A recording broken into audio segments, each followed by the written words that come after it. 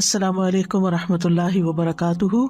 الحمدللہ، آج کی ہماری گفتگو کا موضوع ہے کن مبارکن، مبارک بنیے۔ اللہ سبحانہ وتعالی ہماری اس مجلس میں بھی برکت ڈالے، ہم سب کو برکتیں عطا کرے اور ہم دوسروں کے لیے خیر و بھلائی کا موجب بنے۔ حقیقت یہ ہے کہ ہم میں سے ہر شخص یہ شوق رکھتا ہے، یہ امید رکھتا ہے، یہ تمنا رکھتا ہے کہ ہم مبارک بنے، ہم میں برکتیں ہوں، ہمارے گھر والوں میں برکتیں ہوں، ہماری رزق روزی میں برکت ہو، ہماری اولاد میں برکت ہو، ہمارے کام میں برکت ہو۔ لیکن یہ کس طرح ممکن ہے؟ یہ کیسے ہو سکتا ہے؟ اس کے لیے کیا کیا جائے کہ ہم جہاں کہیں بھی ہوں بابرکت ہوں؟ جیسا کہ اللہ سبحانہ وتعالی نے سورۃ مریم میں مسیح علیہ السلام کے بارے میں کہا، اس نے کہا بے شک میں اللہ کا بندہ ہوں، اس نے مجھے کتاب دی اور مجھے نبی بنایا اور مجھے بابرکت بنایا۔ جہاں بھی میں ہوں، جہاں بھی ہوں، گھر میں ہوں، گھر کے باہر ہوں، بابرکت ہوں، اور مجھے نماز اور زکوٰۃ کی وصیت کی جب تک میں زندہ رہوں۔ تو اللہ تعالیٰ ہمیں بھی جہاں بھی ہم ہوں ہمیں بابرکت بنا دے۔ ہمیں کوشش کرنی چاہیے کہ ہماری ذات، ہماری اپنی ذات کے لیے بابرکت ہو، ہم خود اپنے لیے بابرکت ہوں، برکتیں سمیٹنے والے ہوں، اپنے اہل و عیال کے لیے بابرکت بن جائیں، اپنے بہن بھائیوں کے لیے بابرکت بن جائیں، اپنے پڑوسیوں کے لیے اور اپنے دوستوں کے لیے برکت والے بن جائیں، اپنی اولاد کے لیے، اپنے گھر والوں کے لیے بابرکت بن جائیں، تمام مسلمانوں کے لیے بابرکت بن جائیں، اور ہم جہاں بھی جائیں بابرکت ہی ہوں۔ جس جگہ ٹھہریں، جس جگہ رہائش اختیار کریں، ہم سب لوگوں کے لیے خیر اور بھلائی کا باعث ہوں۔ اور اس کے لیے ہم اپنے آپ سے سوال کریں کہ ہم جہاں بھی گئے لوگوں نے ہم سے کیا فائدہ اٹھایا، ہم نے دوسروں کو کتنا فائدہ پہنچایا، کیا ہم نے کسی ضرورت مند کی ضرورت کو پورا کیا، کیا ہم نے کسی دکھی کا دکھ بانٹا، کیا ہم نے کسی کو صلہ رحمی پر ابھارا، کیا ہم نے کسی نوجوان کو والدین کی فرمانبرداری اور اطاعت پر قائل کیا، ہماری ذات سے کسی کو کیا فائدہ پہنچا۔ اگر تو فائدہ پہنچا تو سمجھے آپ مبارک ہیں، آپ کے ذریعے دوسروں تک خیر پہنچی، اور اگر آپ کے ذریعے وہاں شر پھیلا، فتنہ پھیلا، لوگوں کو تکلیف پہنچی، لوگوں کی زندگیوں میں مشکلات آئی، مصیبتیں آئیں، تو گویا آپ مبارک نہیں، آپ نحوست کا باعث ہیں۔ ہر شخص جب وہ کسی سے ملتا ہے یا کسی مجلس میں جاتا ہے تو وہاں سے یا خیر سمیٹ کے آتا ہے یا پھر اپنی ہی وجہ سے اپنے لیے نحوست کا باعث بنتا ہے۔ ابو موسیٰ اشعری سے روایت ہے، انہوں نے کہا کہ رسول اللہ صلی اللہ علیہ وسلم نے فرمایا، نیک ساتھی اور برے ساتھی کی مثال کستوری والے اور لوہار کی بھٹی کی سی ہے۔ کستوری والے یعنی خوشبو والے کی طرف سے تجھے کوئی چیز معدوم نہ ہوگی، نہیں کمی نہ ہوگی، یا تو اس سے کستوری خریدے گا یا اس کی خوشبو ہی پالے گا۔ اس کے برعکس لوہار کی بھٹی تیرا بدن یا تیرا کپڑا جلا دے گی، یا اس سے تو بدبودار ہو کر آئے گا، یعنی اس کا دھواں تجھے پہنچے گا۔ تو جہاں تک خوشبو لینے والے کا تعلق ہے یا جس سے خوشبو ملی آپ کو، تو وہ بابرکت ہے، مبارک ہے، اور جو بھٹی پھونکنے والا ہے تو وہ نحوست والا ہے، یعنی اس سے لوگوں کو دھواں ہی پہنچتا ہے اور اس سے لوگوں کو تکلیف ہی پہنچتی ہے۔ تو ہمیں یہ دیکھنا چاہیے کہ ہم بھٹی جھونکنے والے ہیں، فتنے کی آگ بھڑکانے والے ہیں، لوگوں کو بدمزہ کرنے والے ہیں، لوگوں کو ہرٹ کرنے والے ہیں، یا انہیں کوئی خیر پہنچانے والے ہیں۔ کیونکہ بعض اوقات ہم اپنی باتوں کے ذریعے، ہم اپنے ایکشنز کے ذریعے، ہم اپنے جیسچرز کے ذریعے، ہم اپنے باڈی لینگویج کے ذریعے دوسروں کو تکلیف دے رہے ہوتے ہیں، کبھی ٹانٹ کر کے، کبھی مذاق اڑا کے، کبھی تانا دے کے، کبھی باتیں سنا کے، کبھی کسی طرح، کبھی چلا کے، شاؤٹ کر کے ہم دوسروں کے ساتھ کیا معاملہ کرتے ہیں۔ جس محفل میں ہم ہوتے ہیں وہاں خوشبو پھیلتی ہے یا وہاں ہماری وجہ سے کوئی فتنہ پھیلتا ہے۔ تو اس لیے بہت ضروری ہے کہ ہم جانیں کہ ہم بابرکت کیسے بن سکتے ہیں۔ اس سے پہلے کہ ہم آگے بڑھیں، ہمیں برکت کا معنی اور مفہوم بھی اچھی طرح سمجھ لینا چاہیے۔ برکت کا لفظ با را کاف سے ہے۔ برک البعیر کا معنی ہے اونٹ اپنے گھٹنے رکھ کر بیٹھ گیا، یعنی گھٹنے ٹکا کے بیٹھ گیا۔ اور عربوں کے ہاں جس گھر میں اونٹ ہوتا تھا یا اونٹنی ہوتی تھی وہاں خیر و بھلائی ہوتی تھی، ان کی زندگی آسان ہو جاتی تھی۔ تو برکت کا معنی ہوتا ہے کسی چیز میں خیر الہی کا ظاہر ہونا، کسی چیز کے اندر خیر ظاہر ہونا. اور مبارک وہ چیز ہوتی ہے جس میں خیر و برکت پائی جاتی ہے، جس کے اندر خیر ہوتی ہے. مبارک کیا چیز ہے؟ جس کے اندر خیر ہوتی ہے. اور برکت کا لفظی معنی ہوتا ہے بڑھنا اور زیادہ ہونا، بھلائی کا ثابت ہونا اور ہمیشہ قائم رہنا. یعنی یہ نہیں کہ ٹیمپرریلی وقتی طور پر کسی کے ساتھ مسکرا کے ملے اور اوپر سے کچھ خوش آمد کر دی اور ہم سمجھے کہ ہم بابرکت ہو گئے. نہیں، یہ اندر سے پھوٹتی، اس کی جڑیں اندر ہوتی، دل کے اندر ہوتی، گہرائی میں ہوتی. جب آپ کے دل کے اندر دوسروں کے لیے، تمام انسانوں کے لیے خیر و بھلائی ہوتی ہے تو پھر آپ کی وہ سیکنڈ نیچر بن جاتی ہے. آپ جس سے بھی ملتے ہیں، جس کے ساتھ بھی معاملہ کرتے ہیں، چاہے وہ کسی شاپ میں ہو، چاہے وہ کسی اوبر میں جا رہے ہوں، ٹیکسی ڈرائیور ہو، کوئی بھی ہو، کوئی انسان جان پہچان کا یا نہیں جان پہچان کا. اور آپ نے دیکھو گے کہ دونوں طرح کے لوگ ہوتے ہیں. کچھ لوگ ہوتے ہیں جس کے ساتھ معاملہ کرے اچھا ہی کرتے ہیں، اور کچھ لوگ ہوتے ہیں کہ جب وہ کسی کے ساتھ بھی معاملہ کرے تو لڑائی جھگڑے فتنے فساد کا ہی کرتے. کچھ سن کے آتے، کچھ سنا کے آتے، کچھ وہاں فساد پھیلا کے آتے، پھر وہاں سے نکل جاتے، پھر کہیں اور پہنچ جاتے، پھر وہاں فساد پھیلاتے، پھر کہیں اور، یعنی جہاں جاتے فساد ساتھ لے کے جاتے ہیں. اور کچھ لوگ ہوتے ہیں جہاں جاتے اصلاح ساتھ لے کے جاتے ہیں. وہ وہاں کے روٹھے ہوئے ٹوٹے ہوئے لوگوں کو باہم جوڑ دیتے ہیں، ان کے اندر باہم محبتیں پیدا کر دیتے ہیں. تو یہ خیر میں اضافہ کرنے کے معنوں میں بھی آتا ہے، اور پھر اس کا قائم رہنا. یہ نہیں کوئی وقتی طور پر کسی چیز سے متاثر ہوا اور وہ ہوئی اور اس کے بعد ختم ہو گئی. اور یہ بھی یاد رکھیے کہ برکت کا تعلق صرف مال سے نہیں ہوتا. عام طور پر ہم برکت کس معنی میں لیتے ہیں؟ مال میں، یعنی یہ چیز بہت بابرکت ہے. برکت وقت میں بھی ہوتی ہے، عمر میں ہوتی ہے، اولاد میں بھی برکت ہوتی ہے، ازواج میں بھی ہوتی ہے. بیوی یا شوہر ایک دوسرے کے لیے بابرکت ہوتے ہیں. اور پھر جسم کے اندر کیا ہوتی ہے کہ اللہ تعالیٰ جسم کو صحت مند اور عافیت کے ساتھ رکھے. اولاد کی برکت کیا ہے کہ اولاد کو اللہ تعالیٰ نیک بنائے. بیوی کی یا شوہر کی برکت کیا ہے کہ ان سے ہماری آنکھیں ٹھنڈی ہو، ان سے ہمیں خوشی حاصل ہو، ان سے ہمیں سکون ملے. اپنی ذات کے اندر برکت کیا ہے کہ ہمارے دلوں کے اندر ایک اطمینان ہو، ایک راحت ہو، ایک سکینت ہو. اللہ تعالیٰ کی طرف سے برکت یہ ہے کہ اللہ تعالیٰ ہماری بیزاری اور ہماری ٹینشن اور ہماری انگزائٹی کو ختم کر دے. اسی طرح جسم کو آفات اور تکلیفوں اور بیماریوں سے دور کر دے. یہ ساری کی ساری برکتیں ہی ہوتی ہیں. اور عمر کی برکت کیا ہے کہ انسان اپنی زندگی میں بہت سے نیکی کے کام کر جائے اور بہت لوگوں کو فائدہ پہنچا جائے. اور وقت کی برکت کیا ہے کہ انسان تھوڑے وقت میں بھی بہت سا خیر کا کام کر لے، بہت سی نیکی کے کام کر لے، اس کا وقت اور زندگی ضائع ہونے سے بچ جائے. پھر اسی طرح کچھ جگہ بابرکت ہوتی ہیں، جیسے بیت اللہ، حرم شریف، مدینہ، مسجد نبوی. ان اول بیت وضع للناس للذی ببکۃ مبارکا وہدی للعالمین، جیسا کہ سورۃ آل عمران میں آتا ہے، بے شک پہلا گھر جو لوگوں کے لیے مقرر کیا گیا یقیناً وہی ہے جو مکہ میں ہے، بہت بابرکت اور جہانوں کے لیے ہدایت. یعنی کتنی زیادہ مخلوق وہاں سے فائدہ اٹھاتی. کیا فائدہ ہوتا ہے؟ اب ذرا برکت کا معنی سمجھیے. وہاں جا کے آپ ایک نماز پڑھتے ہیں، 1,00,000 نمازوں کا سب، یہ ہے برکت.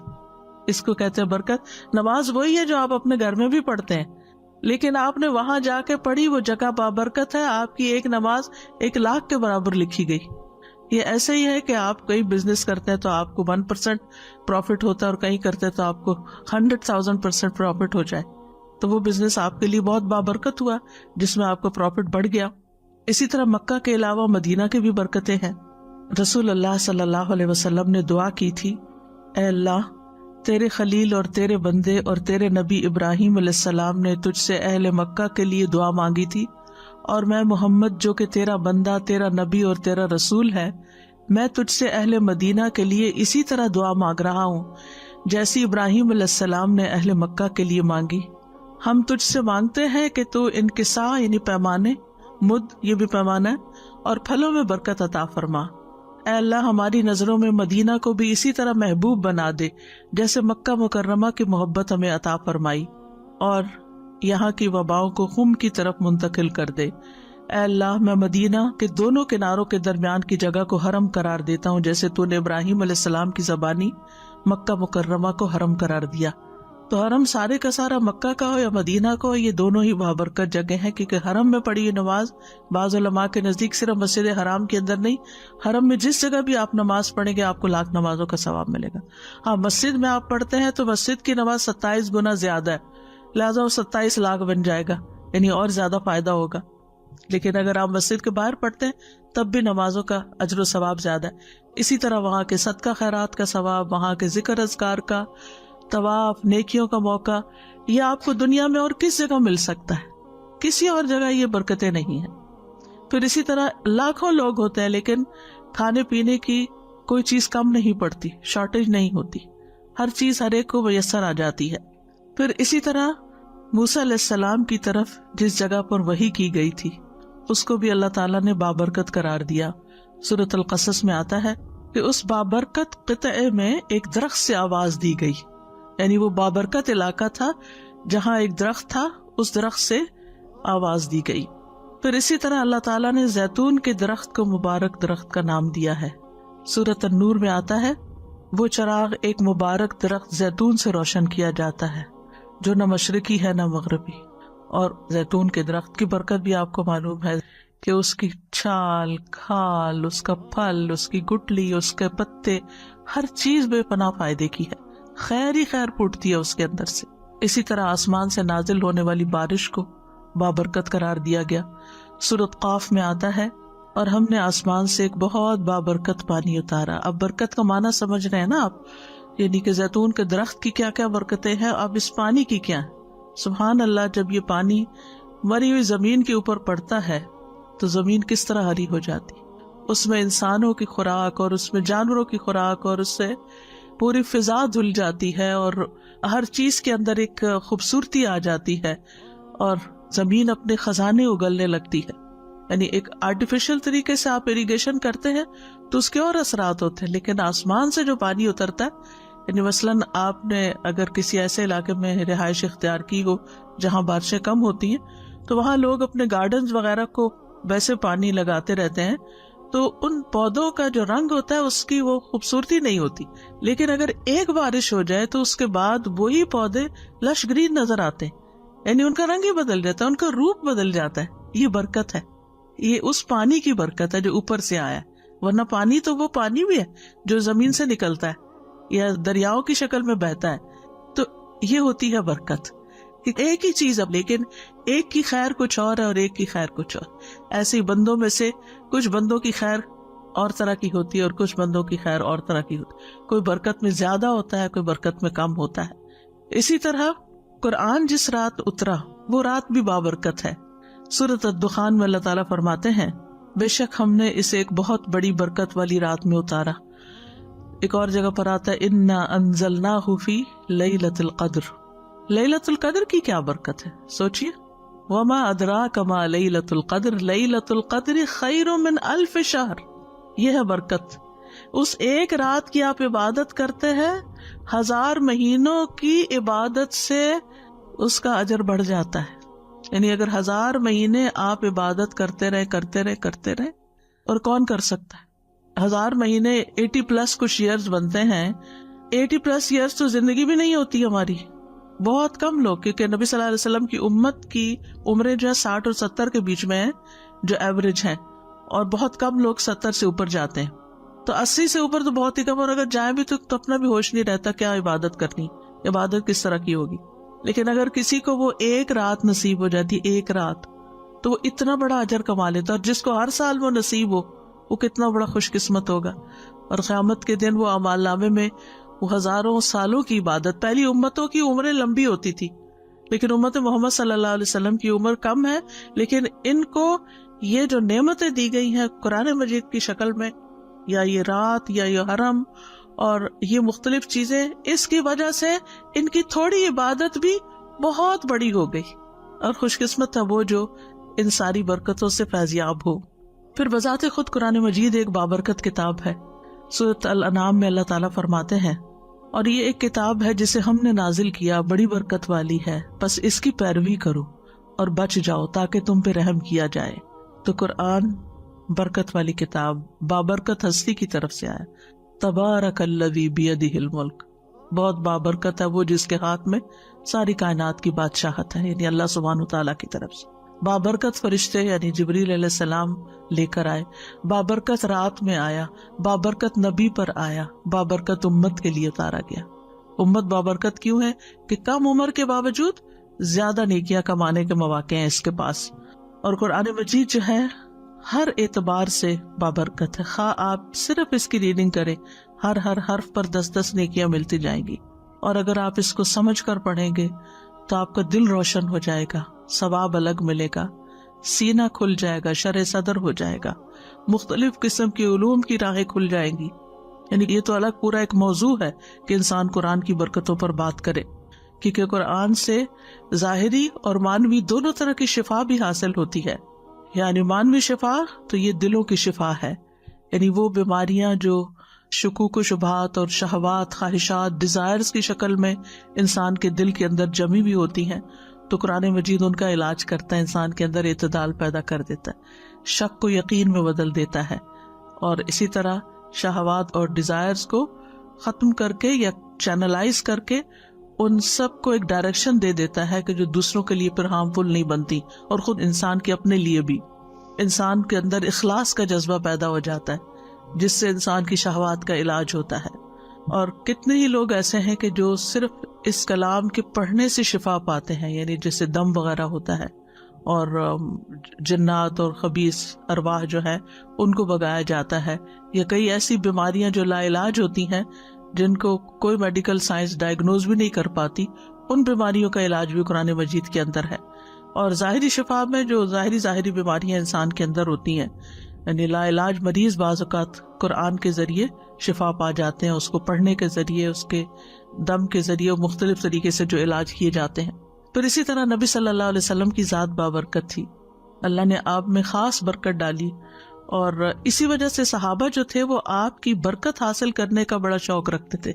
وہ آپ کا پسینہ اکٹھا کرتے، آپ کا لعاب لیتے، اور آپ جو تعلیم دیتے، ان سب چیزوں کا وہ شوق رکھتے تھے، کیونکہ انہیں پتا تھا کہ اس میں برکت ہے۔ اور اس میں ہم نبی صلی اللہ علیہ وسلم کے جب معجزات پڑھتے سیرت کی کتابوں میں، تو اس میں آپ دیکھیں کہ حدیبیہ کے موقع پر ہی 1400 لوگوں کے لیے جو پانی کی کمی ہوئی، تو کس طرح آپ نے اپنا لعاب ڈال کے پانی کے اندر، تو سب لوگ سیراب ہو گئے، تفصیلات آپ کو معلوم ہیں۔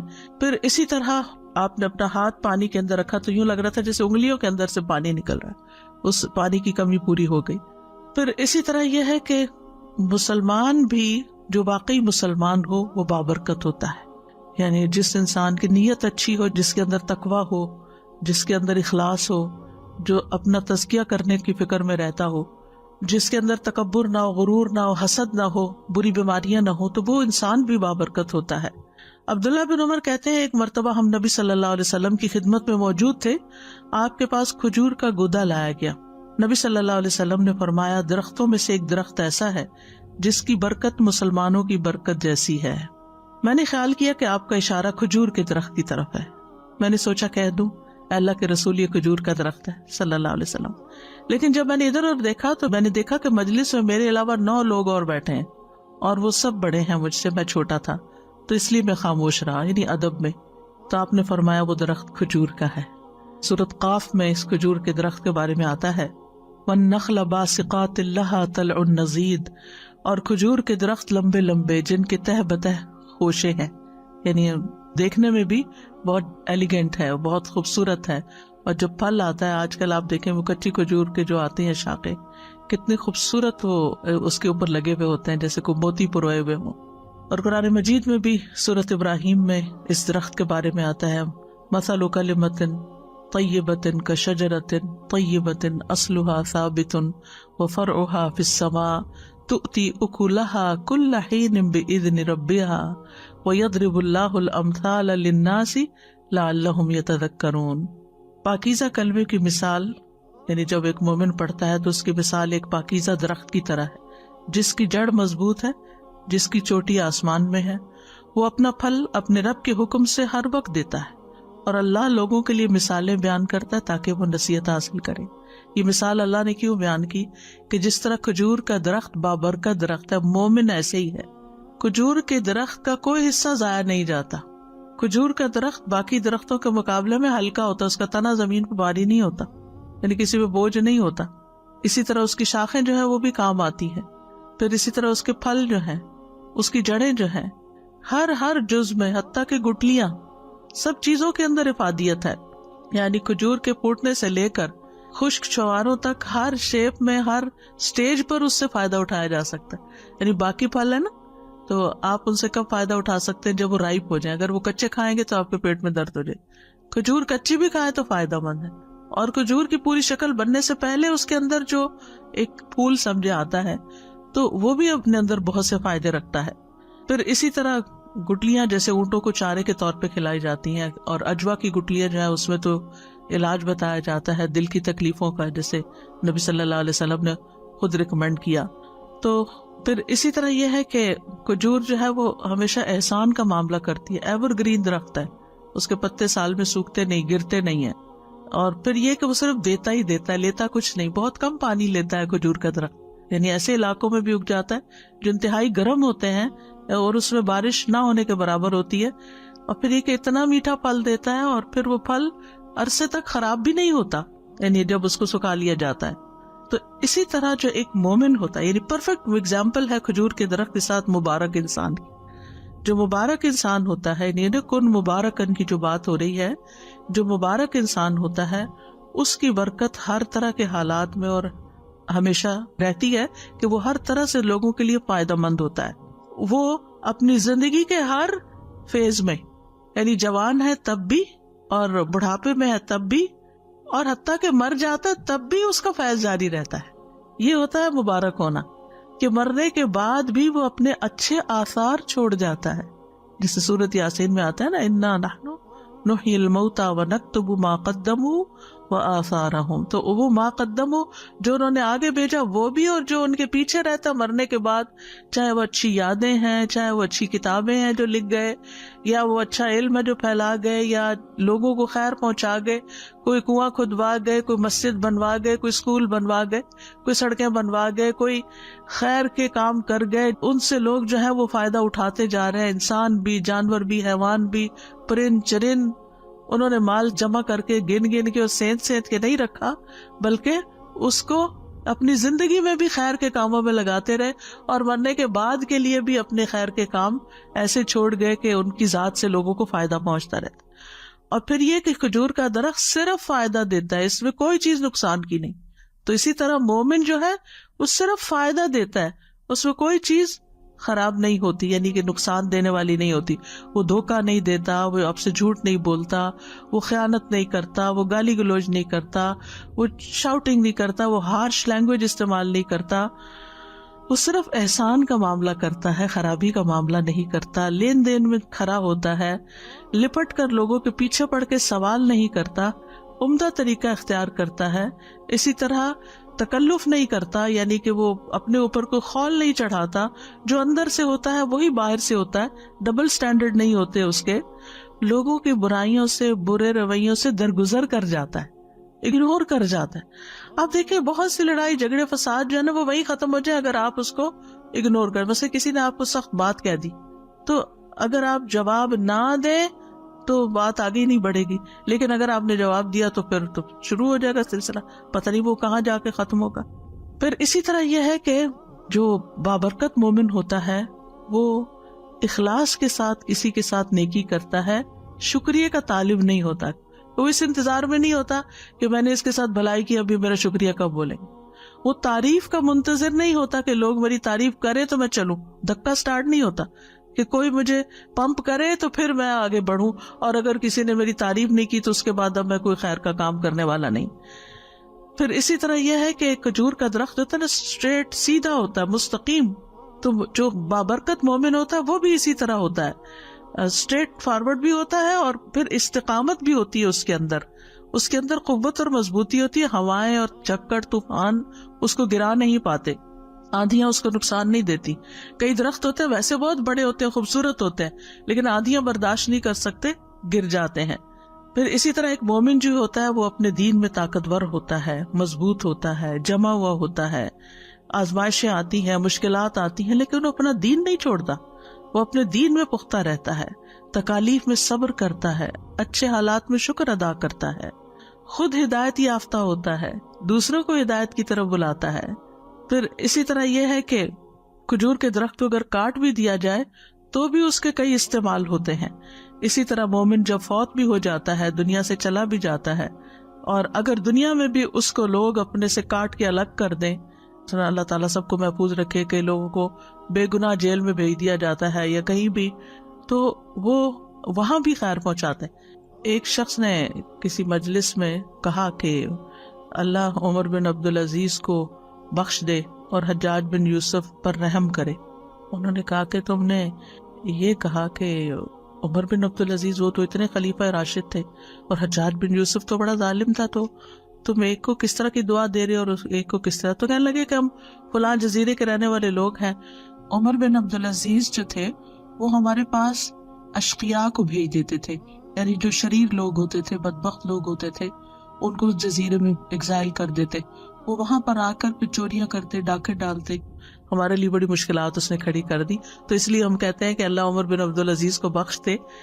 اور حجاج بن یوسف نے نیک لوگوں کو سزا دینے کے لیے اس جزیرے میں بھیجا، تو فلاں ہمارے پاس آیا اور اس نے اتنا دین سکھایا، خیر پھیلائی کہ ہم سب دین سے مستفید ہو گئے، تو اس لیے اس نے بظاہر تو ایک طرح سے وہ اچھا کام نہیں کیا، لیکن ہمارے حق میں وہ بڑا بہتر ہو گیا۔ تو ایسا ہوتا ہے کہ مومن جو ہوتا ہے نا، وہ جہاں بھی جاتا ہے، جس بھی ماحول میں ہوتا ہے، جس بھی مجلس میں ہوتا ہے، یہ نہیں کہ وہ کچھ لوگوں کے سامنے اچھا ہوتا ہے اور اگر وہ لوگ نہ ہوں تو پیچھے غیبتیں بھی کرتا ہے اور چگلیاں بھی کرتا ہے۔ یعنی کچھ لوگوں کا یہ ہوتا ہے نا کہ اگر اچھی محفل میں ہے تو وہاں چپ رہیں گے، ذرا شرافت سے کام لیں گے، لیکن جو ہی وہاں سے نکلے تو سارا خول ادھر ہی اتار کے پھینک دیا، اور پھر وہ شروع ہو جاتے ہیں کسی کی برائی کرنے، کسی کے اوپر نقص نکالنے، کسی کا مذاق اڑانے۔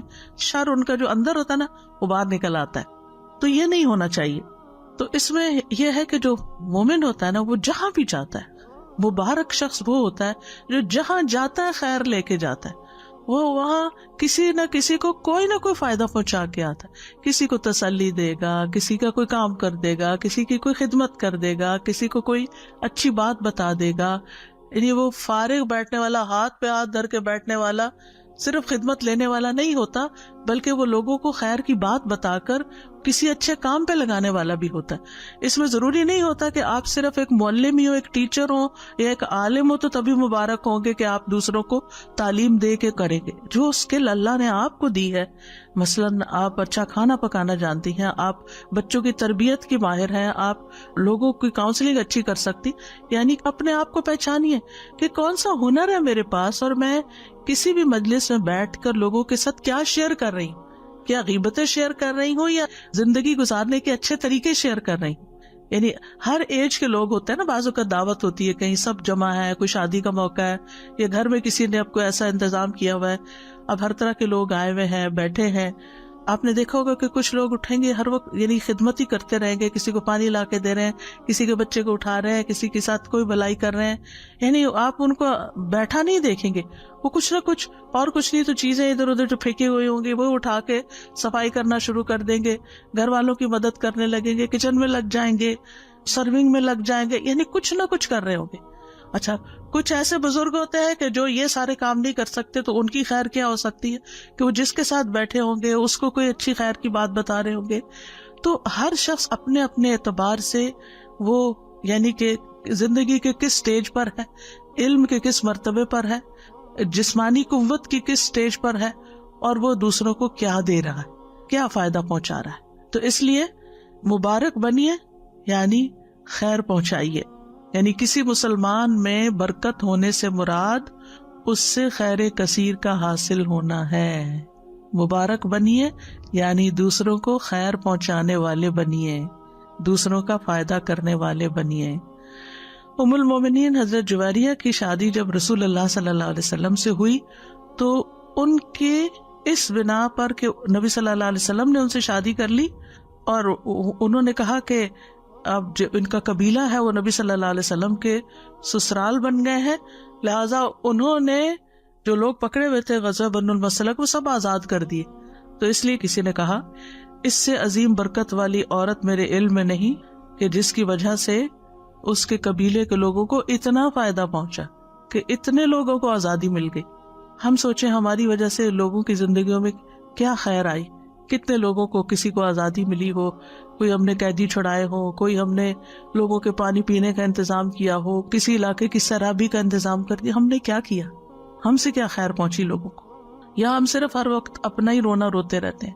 کیونکہ کچھ لوگ ہوتے ہیں جو ہر وقت یہی سوچتے رہتے ہیں اچھا اب دوسروں کے لیے اور کیا کریں، اور کیا نیکی کا کام کریں. اور نیکی سے مراد ان کی صرف ذاتی عبادت نہیں ہوتی، وہ نیکی کے کام یہ بھی سمجھتے ہیں کہ اچھا اب اور کس طریقے سے لوگوں کی زندگی میں خیر، خوشی، بھلائی، آرام، راحت لایا جائے. راحت جسمانی بھی ہوتی ہے، راحت قلبی بھی ہوتی ہے، راحت ذہنی بھی ہوتی ہے. جب آپ کسی کو علم دیتے ہیں تو ذہنی راحت پہنچا رہے ہوتے ہیں، کیونکہ اس کے مسائل حل ہو رہے ہوتے ہیں، گتھیاں کھل رہی ہوتی ہیں، تو اس کا دماغ روشن ہو رہا ہوتا ہے، تو اس کو خیر پہنچ رہی ہوتی ہے آپ کی طرف سے. اور اسی طرح کچھ راحت قلبی بھی ہوتی ہے، جب آپ اللہ کا ذکر کرتے ہیں، اللہ کی کتاب میں سے کچھ پڑھتے پڑھاتے ہیں، تو آپ لوگوں کو قلبی راحت پہنچا رہے ہوتے ہیں، یا ان کی کوئی پریشانی یا مسئلہ سن کے اس کا کوئی حل نکالتے ہیں. اور یہ کام ضروری نہیں کہ گھر سے باہر جا کے کیا جائے، اب تو گھر کے اندر بھی بیٹھ کے آپ واٹس ایپ کے ذریعے، فون کے ذریعے، نیٹ کے ذریعے بہت کچھ کر سکتے ہیں. اور سب سے پہلے تو خود آپ اپنے گھر والوں کے لیے کر سکتے ہیں. مثلاً ایک ینگ لڑکی جس کے چھوٹے چھوٹے بچے ہوں، کہیں نہیں جا سکتی، لیکن آپ نے دیکھا ہوگا کہ گھر میں خود بچے کتنے مسئلے لے کر آتے ہیں. ایک بچہ اسکول سے آتا ہے روتا ہوا، وہ ایک مسئلہ لے کے آتا ہے، آپ اس کا مسئلہ حل کرتے ہیں. ابھی اس سے فارغ نہیں ہوتے تو دوسرا ایک اور مسئلہ اٹھا کے لے آتا ہے، تیسرا وہ وہاں لڑکے آ گیا، چوتھے نے کچھ اور گڑبڑ کر دی، کسی نے کچھ چیز گرا دی، کسی نے کچھ توڑ پھوڑ دیا. اب ان سارے مواقع پر، ان ساری سچویشنز پر آپ تحمل کے ساتھ آپ ان کی درستگی کرے جا رہے ہیں. جو چیز گری اس کو آرام سے اٹھا لیتے ہیں بغیر کچھ بولے، بغیر چلائے. جو ہونا تھا ہو گیا، جو ٹوٹنا تھا ٹوٹ گیا، اب آپ اس کو سمیٹ رہے ہیں.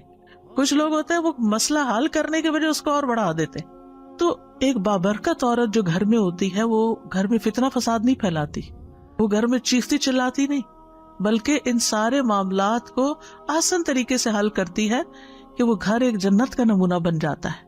اور اس کے برعکس ایک دوسرا طریقہ یہ ہوتا ہے کہ بس ناک میں مکھی نہیں بیٹھنے دینی، ذرا سے کوئی بات ہوئی نہیں، آپے سے باہر ہو گئے اور بات کہاں سے کہاں تک پہنچا دی اور فساد ہی فساد پھیلا دیا. اور نتیجہ پھر کیا ہوتا ہے؟ وہ کوئی ادھر روٹ کے چلا گیا، اس نے کھانا نہیں کھایا، وہ بھوکا سو گیا. کوئی گھر سے جو ذرا بڑے بچے گھر سے باہر نکل گئے، میاں جو ہے وہ آئے تو اور چلانے لگے، اور گھر ایک آفت اور مصیبت ایک جہنم خانہ بنا ہوا ہے. تو اس لیے بہت ضروری ہے کہ ہم جہاں بھی ہوں، مختلف سچویشنز میں، وہاں بابرکت بنے، خیر پہنچانے والے بنے. اور اس میں سب سے پہلی چیز یہ ہے کہ یہ یاد رکھیں، برکت اللہ کی طرف سے ہوتی ہے، برکت اللہ کی طرف سے ہوتی ہے. صحیح بخاری کی کتاب الاشربہ میں آتا ہے، البرکۃ من اللہ. جب اس سے ملتی ہے تو پھر کیا کرنا چاہیے؟ کیا کرنا چاہیے؟ اس سے مانگنی چاہیے، اس سے تعلق رکھنا چاہیے، کیونکہ ہی از دا سورس آف برکہ. جب آپ کا کنیکشن اس سے جڑے گا تو آپ کو برکت ملے گی، تو آپ خیر والے بن جائیں گے. سورۃ ملک میں اللہ تعالیٰ فرماتے ہیں، بہت بابرکت ہے وہ کہ تمام بادشاہی صرف اس کے ہاتھ میں ہے اور وہ ہر چیز پر پوری طرح قادر ہے. تبارک کا مطلب ہے کہ اللہ تعالیٰ بہت عظیم و بلند تر ہے. ایک ہوتا ہے لفظ برکہ، ایک ہوتا ہے مبارک، ایک ہوتا ہے تبارک. جو تبارک ہے نا، یہ صرف اللہ کے لیے ہوتا ہے، ٹھیک ہے. مبارک، نبی صلی اللہ علیہ وسلم بھی مبارک ہیں، کوئی اور مسلمان بھی مبارک ہو سکتا، لیکن تبارک کا لفظ قرآن مجید میں صرف اللہ تعالیٰ کے لیے آیا. یعنی بیدک الخیر انک علی کل شیء قدیر. ساری خیرات، سارے انعامات، سارے احسانات اللہ ہی کی طرف سے ہوتے ہیں. ہر خیر کا منبع اور سورس اللہ کی ذات ہے. اللہ کا تو نام بھی بابرکت ہے. قرآن مجید میں آتا ہے، تبارک اسم ربک ذی الجلال والاکرام. اور صرف ایک نام نہیں کہ کوئی ایک نام، اللہ تعالیٰ کے تمام نام، اس کی ساری صفات بابرکت ہیں. یعنی اللہ کا نام جب کسی چیز کے ساتھ مل جاتا ہے تو اس میں برکت داخل ہو جاتی ہے. آپ کھانا کھا رہے ہیں، بسم اللہ پڑھ کے کھا رہے ہیں، پکا رہے ہیں تو بسم اللہ پڑھ رہے ہیں، خرید رہے ہیں، دروازہ کھول رہے ہیں، بند کر رہے ہیں، گھر میں داخل ہوئے ہیں، ہر موقع پر اگر آپ اللہ کا نام لیتے ہیں، بسم اللہ کہتے ہیں، تو برکتیں ہو جاتی ہیں. تو اللہ سبحانہ وتعالیٰ کی ذات بھی بابرکت ہے، اللہ کے نام بھی بابرکت ہے. اور اس کا اظہار کہاں ہوتا ہے؟ مخلوقات میں، کہ مخلوق پر جتنے بھی احسان ہیں وہ سارے کے سارے اللہ سبحانہ وتعالیٰ کی طرف سے ہیں، لہٰذا ہمیں اللہ تعالیٰ سے ہی برکت طلب کرنی چاہیے۔ نبی صلی اللہ علیہ وسلم دعا کیا کرتے تھے، وبارک لی فیما آتیت، دعائے قنوت میں آتا ہے وبارک لی فیما آتیت، یعنی لوگوں سے آپ کو برکت نہیں ملے گی، یہ یاد رکھیے، فرق یہاں یاد رکھنا ہے۔ ہم سمجھتے ہیں یہ انسان مبارک ہے تو اس سے برکت لے لو، نہیں، انسان مبارک ہے، اس سے خیر ملے گی لیکن برکت اللہ دے گا، یہ یاد رکھیں۔ کیونکہ اگر یہ کوئی سوچے کہ اس قبر سے برکت حاصل ہو سکتی ہے یا اس انسان سے ہو سکتی ہے تو یہ شرک ہوتا ہے۔ برکت صرف اللہ سے ملتی ہے، انسان کو اللہ ہی سے طلب کرنا چاہیے۔ تو جیسے اللہ سبحانہ وتعالیٰ کی ذات بابرکت ہے، اس کی کتاب بابرکت ہے، اس کا رسول بابرکت ہے، اس کا گھر بابرکت ہے، کچھ زبان اور مکان یعنی کچھ اوقات جو ہم پیچھے ذکر کر چکے ہیں، کچھ مقام جن کو اللہ نے شرف بخشا ہے وہ بابرکت ہیں، تو ہمیں برکت صرف اللہ سے طلب کرنی چاہیے، غیر اللہ سے برکت طلب نہیں کرنی چاہیے، یہ شرک ہو جاتا ہے۔ اگر ہم یہ سمجھے کہ فلاں شخص برکتیں بانٹتا ہے تو یہ درست نہیں ہوگا، یعنی کسی کے اقوال یا افعال یا اشخاص سے برکت نہیں ہوگی، اللہ ہی برکت کا سبب ہے اور وہی برکت دینے والا ہے۔ تبارکت ربنا وتعالیت، بڑی برکتوں والا ہے، عظمتوں والا ہے اے ہمارے رب، اور بہت بلند و بالا ہے۔ پھر اسی طرح یہ ہے کہ ساری خیر اللہ کے ہاتھ میں ہے۔ سورۃ آل عمران میں اللہ تعالیٰ فرماتے ہیں، کہہ دیجیے اے اللہ بادشاہی کے مالک، تو جسے چاہے بادشاہی دیتا ہے، جس سے چاہے چھین لیتا ہے، جسے چاہے عزت دیتا ہے، جسے چاہے ذلیل کرتا ہے، تیرے ہی ہاتھ میں ہر بھلائی ہے، ہر بھلائی، بے شک تو ہر چیز پر پوری طرح قادر، انکا علی کل شیء قدیر۔ اور ہم دیکھتے ہیں کہ اللہ سبحانہ وتعالیٰ نے انسان کی پیدائش سے بھی پہلے زمین پر برکتیں اتار دی تھی۔ سورۃ فصلت میں آتا ہے، قل اانکم لتکفرون بالذی خلق الارض فی یومین وتجعلون له اندادا ذلک رب العالمین وجعل فیہا رواسی من فوقہا وبارک فیہا من فوقہا وبارک فیہا وقدر فیہا اقواتہا فی 4 ایام سواء للسائلین۔ اس کا معنی کیا ہے؟ کہہ دیجئے کیا بے شک تم واقعی اس کا انکار کرتے ہو جس نے زمین کو 2 دن میں پیدا کیا اور اس کے لیے شریک ٹھہراتے ہو؟ وہی سب جہانوں کا رب ہے، اور اس نے اس کے اوپر سے گڑے ہوئے پہاڑ بنائے، یعنی اس میں ڈالے، اور اس میں بہت برکت رکھی، یعنی زمین کے اندر، اور اس میں غذائیں اندازے کے ساتھ رکھی 4 دن میں۔ اس حال میں کہ سوال کرنے والوں کے لیے برابر جواب ہے۔ کیا برکتیں ہیں جو زمین سے نکلتی، کوئی بتائے گا؟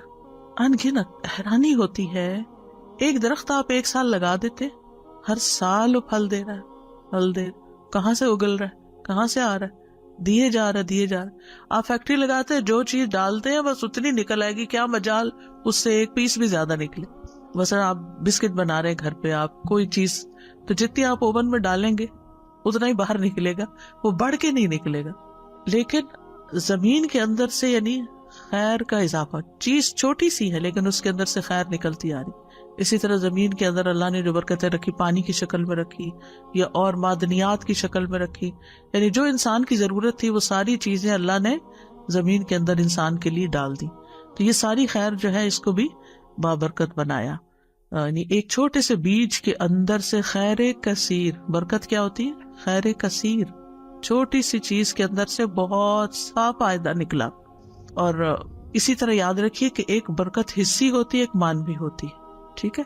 حصی برکت کیا ہے کہ وہ بظاہر آپ کو نظر آ رہی ہے چیز کہ بہت بڑھ گئی ہے، ٹھیک ہے نا؟ اور ایک یہ ہے کہ بظاہر آپ کو وہ نظر نہیں آ سکتی لیکن وہ ہوتی ہے۔ مثلا ایک دن ہوتا ہے آپ کے پاس جس میں آپ کے سارے کام، ٹائم وہی ہوتا ہے، سارے کام پورے ہوتے ہیں، آپ کہتے ہیں سب کچھ پورا ہو گیا۔ اور ایک دن وہ ہوتا ہے کہ آپ ہار جاتے ہیں، یعنی ایک پرسنل ایکسپیرینس ہے کہ اگر آپ دن کا آغاز جو ہے نا وہ قرآن سے کرتے ہیں نا، اذکار سے کرتے ہیں، تو اس وقت ویسے تو انسان کو یہ ہوتا ہے کہ یہ بھی کام ہے، وہ بھی کام ہے، یہ بھی کرنا ہے، وہ بھی کرنا ہے، تو پورا نہیں پڑے گا، پھر قرآن بعد میں پڑھ لوں گی، نہیں، یعنی آپ تھوڑا پہلے اٹھ جائیں۔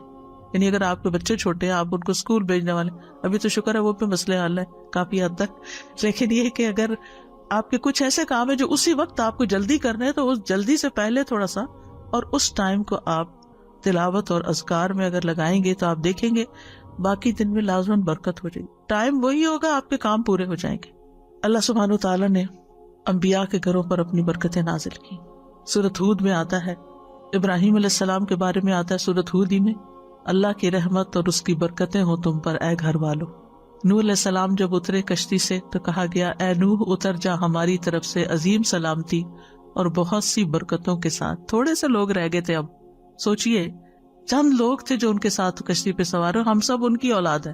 کیسی برکت ہوئی پھر ان کی اولاد، یعنی وہ آدم ثانی، اسی لیے ان کو کہا جاتا ہے نا، یعنی آدم علیہ السلام کی اولاد میں سے اس طوفان میں زیادہ تو ڈوب گئے تھے، مر گئے تھے، باقی تو تھوڑے سے بچے تھے، لیکن وہ برکتیں لے کے اترے تھے، پھر وہ پھیل گئے.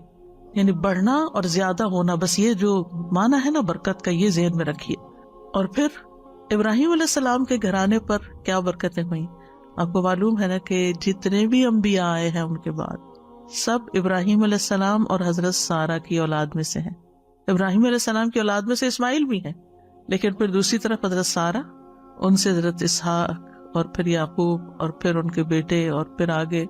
حالانکہ ان کو الحمدللہ الذی وہب لی علی الکبر اسماعیل و اسحاق، کہ بڑھاپے میں اللہ نے ان کو اولاد دی تھی، اور اس اولاد سے پھر آگے اتنی خیر نکلی. بے شمار انبیاء اور ملوک اور برکتیں ہی برکتیں ان کی اولاد میں سے. تو جن کی اولاد ہوتی ہے ان میں اگر اتنے سارے نیک لوگ پیدا ہوں تو وہ ان کی دعائیں بھی اس میں شامل ہوتے ہیں. نبی صلی اللہ علیہ وسلم کس کی دعا کا نتیجہ ہے؟ ابی ابراہیم، میں اپنے والد ابراہیم کی دعا کا نتیجہ. تو اچھی دعائیں بھی برکتیں لاتی ہیں نا. آپ دعائیں مانگتے رہے، ہو سکتا ہے آپ دنیا میں نہ ہو، لیکن آپ اپنی اولاد میں مثلاً وہ چیزیں نہ دیکھیں، ہو سکتا آگے ان کی اولاد میں. کہیں تو پیسے بھی ہوتا ہے نا، باپ کوئی خاص دیندار نہیں ہوتا لیکن اولاد بڑی دیندار ہوتی. باپ جو ہے بہت سٹنجی ہوتا ہے، اولاد بڑی سخی ہوتی ہے. پتہ نہیں کس کی دعا تھی اوپر سے جس کا نتیجہ اب نکل رہا ہے. اور اگر کسی کی دعا تھی، وہ کسی کی دعا تھی اور اس کے نتیجے میں یہ خیر جاری ہوئی، تو سارا ثواب اس تک بھی پہنچے گا. یہ برکت ہے جو بظاہر آپ کو اس وقت حصی طور پر نظر نہیں آئی، لیکن بعد میں اللہ تعالیٰ نے اس کو جاری کر دیا. نبی صلی اللہ علیہ وسلم کو بھی اللہ تعالیٰ نے برکتیں عطا کی تھی. صحابہ کہتے ہیں ایک مرتبہ ہم کسی سفر میں رسول اللہ صلی اللہ علیہ وسلم کے ہمراہ تھے کہ پانی کم ہو گیا. آپ نے فرمایا کچھ بچا ہوا پانی تلاش کرو. چنانچہ لوگ ایک برتن میں تھوڑا سا پانی لائے، آپ نے اپنا ہاتھ اس میں ڈال دیا. اس کے بعد فرمایا مبارک پانی کی طرف آؤ، اور برکت تو اللہ کی طرف سے ہے، اور برکت تو اللہ کی طرف سے. صحابی کہتے ہیں میں نے اس وقت دیکھا آپ کی انگلیوں سے پانی پھوٹ رہا تھا، اور بسا اوقات کھانا کھاتے وقت ہم کھانے میں سے تسبیح کی آواز سنتے تھے.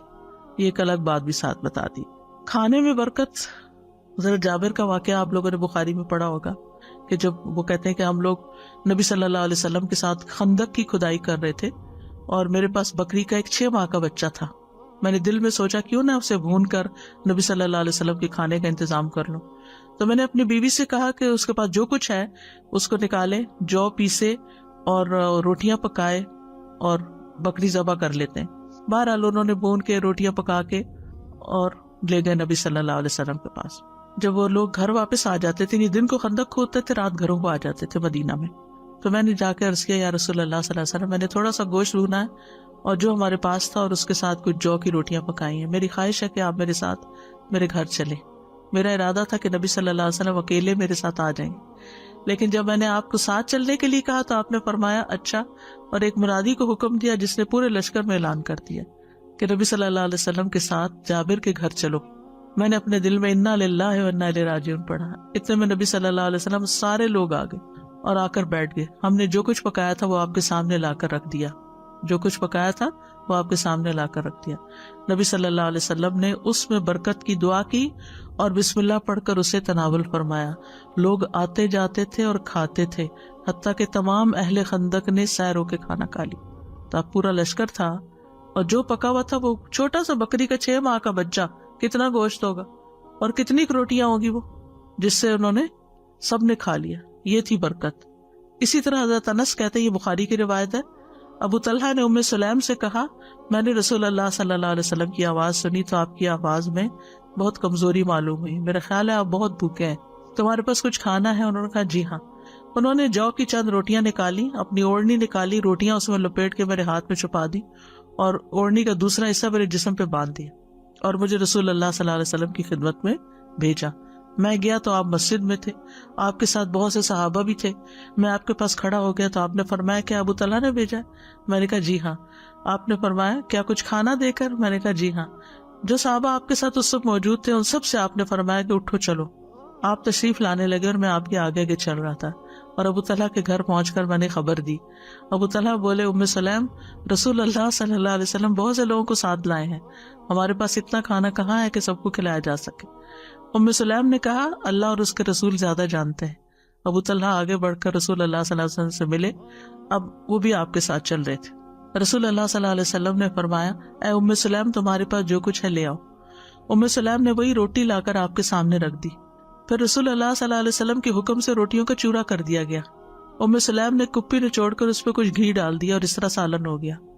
پھر آپ نے اس پر دعا کی جو بھی اللہ نے چاہا۔ پھر فرمایا 10 آدمیوں کو بلا لو، انہوں نے ایسے ہی کیا، سب نے پیٹ بھر کے کھایا۔ پھر جو وہ باہر گئے 10 اور آئے، 10 10 10 اور اس طرح جو آنے والے لوگ تھے 70 یا 80 تھے، ان سب نے یہ کھانا کھایا۔ یہ تھی برکت۔ اللہ سبحانہ وتعالی ہمارے اس علم میں برکت ڈالے اور ہم سب کو واقعی بابرکت بنا دے۔ وآخر دعوانا ان الحمد للہ رب العالمین۔